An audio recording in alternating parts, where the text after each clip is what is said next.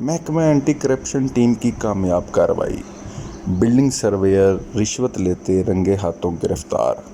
Metropolitan corporation کا building surveyor Arshad Pervez نے مدعی سے دکانوں کا نقشہ بنانے کی مد میں 40,000 روپے رشوت طلب کی تھی، جس پر محکمہ اینٹی کرپشن ٹیم نے مجسٹریٹ کی موجودگی میں کارروائی کرتے ہوئے ملزم ارشد پرویز کو رشوت لیتے ہوئے رنگے ہاتھوں گرفتار کر لیا۔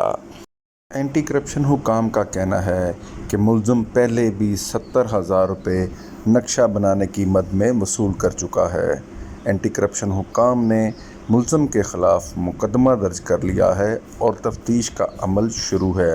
اینٹی کرپشن حکام کا کہنا ہے کہ رشوت کے خاتمے کے لیے ہر ممکن کوشش کی جا رہی ہے اور رشوت لینے والے ملازمین کے خلاف ایسی کارروائیاں آگے بھی جاری رہیں گی۔